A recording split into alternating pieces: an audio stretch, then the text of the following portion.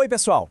Olha, se tem um assunto que é figurinha carimbada na prova de linguagens do Enem, com certeza é variação linguística. Nessa nossa análise, a gente vai decifrar juntos o que exatamente o exame cobra sobre isso e, claro, como garantir aquelas questões que parecem complicadas, mas não são. Então, bora mergulhar nisso? Para começar, vamos pensar numa coisa bem do dia a dia.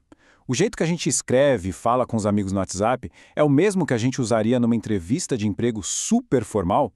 Claro que não, né? E a resposta óbvia para essa pergunta já prova uma coisa.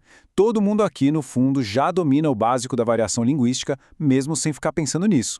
E esse slide aqui deixa isso super claro. De um lado, uma linguagem bem informal, bem da oralidade. Do outro, o extremo oposto, a norma padrão, super formal. As duas são português, claro, mas cada uma serve para um contexto completamente diferente. É exatamente esse jogo de cintura com a língua que o Enem quer ver se a gente tem. Isso não é uma coisa que a gente está inventando, viu? Vem direto da fonte oficial, da matriz de referência do Enem. O tema tá lá, preto no branco, na competência diária 8. É regra do jogo.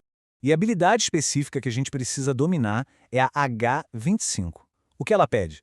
Basicamente, para a gente identificar, em textos de diferentes gêneros, as marcas linguísticas que singularizam as variedades linguísticas sociais regionais e de registro.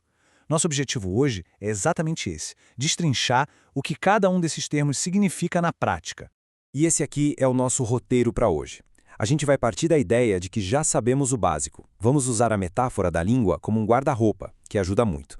Depois vamos conhecer os tipos de variação, resolver 2 desafios práticos iguaizinhos aos do Enem e no final a gente revela a regra de ouro que mata a charada dessas questões. Então, vamos para a nossa ferramenta principal de hoje, que é essa ideia de pensar na língua como um grande guarda-roupa. Pensa só, cada situação social que a gente vive pede uma roupa diferente, ou seja, um jeito de falar diferente. E assim como nas roupas, não existe um único jeito certo de falar. Ninguém vai de smoking para a praia, nem de sunga para um casamento, né? O que existe é o que é apropriado para cada situação. E essa é a grande virada de chave. O Enem não está interessado em certo ou errado, mas sim em adequado ou inadequado para aquele contexto. Agora que a gente está com a imagem do guarda-roupa na cabeça, vamos abrir as gavetas para ver as peças que a gente tem. A tal habilidade 25 pede para a gente reconhecer 3 tipos principais de variação. A primeira gaveta é a da variação regional, que os linguistas chamam de diatópica. Ela tem a ver com geografia. É o sotaque de cada lugar. São as palavras diferentes para a mesma coisa, tipo macaxeira, aipim, mandioca. É a língua ganhando a cor daquele lugar específico. A segunda gaveta é a da variação social ou diastrática.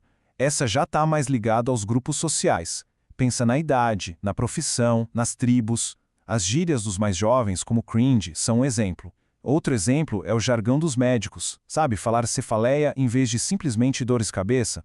E por último temos a variação de registro ou diafásica. Essa aqui não depende tanto de quem fala, mas sim da situação em si. É o nível de formalidade que o momento exige. É a diferença gritante entre um bate-papo no bar e a redação do Enem. E essa tabela aqui ajuda a organizar tudo na cabeça. Regional, foco na geografia. Social, foco no grupo da pessoa. E registro, foco na formalidade da situação. O mais legal é que a mesma pessoa pode passear por todas essas variações, escolhendo a melhor roupa para cada momento. Beleza, teoria na cabeça, vamos para a prática que é o que importa.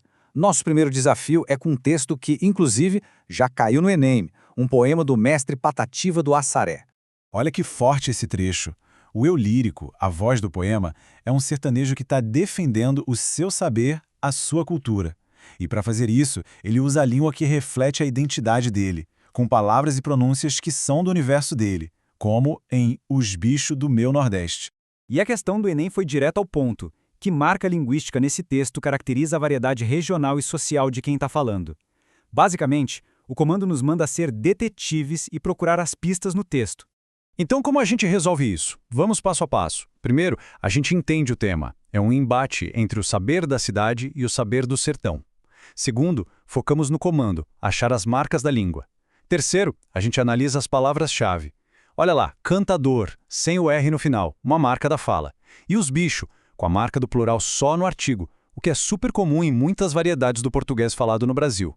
Com essa análise, a resposta certa fica clara. é a alternativa que aponta justamente para as flexões de nome e verbo que são diferentes da norma padrão. Os bicho e cantador não são erros de português, de jeito nenhum. São marcas de identidade regional e social, usadas de propósito pelo poeta para dar mais verdade e força para a voz do sertanejo. Mandamos bem nesse. Bora para o segundo desafio, que agora tem foco total na variação de registro, ou seja, na formalidade da situação. Agora se prepara. Imagina só, no mundo corporativo, receber esse e-mail de um analista para a diretoria da empresa. O tom é bem peculiar, para não dizer outra coisa. Fala galera, tudo sussa?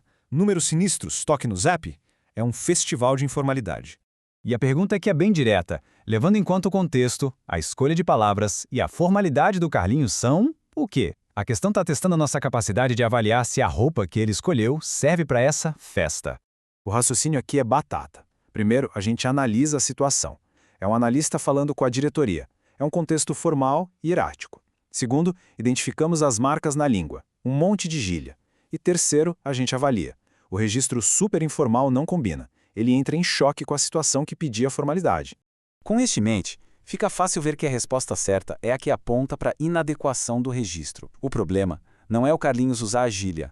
O problema é ele usar essa gíria nesse contexto específico, que pedia a variedade padrão formal da língua. Muito bem, depois de passar por esses dois desafios, a gente chega na parte mais importante, a conclusão. Existe uma regra de ouro, uma chave mestra que abre quase todas as portas das questões da habilidade 25. E qual seria, então, a palavra mágica para as questões de variação linguística no Enem? O conceito que, se a gente entender, resolve a maioria dos problemas. A palavra, pessoal, é adequação. É a qualidade da linguagem de ser apropriada, de se encaixar perfeitamente em um propósito, em uma pessoa ou em uma ocasião. O Enem quer avaliar a nossa capacidade de perceber se a roupa linguística que foi escolhida combina com a festa. Simples assim. E isso nos leva a essa reflexão final, que amarra tudo direitinho. Ser excelente no uso da língua não é falar formal o tempo todo, mas sim dominar vários registros, ter várias roupas no guarda-roupa e saber escolher a mais adequada para cada contexto. É isso que faz uma pessoa ser uma comunicadora competente. E no fim das contas, é isso que o Enem quer ver.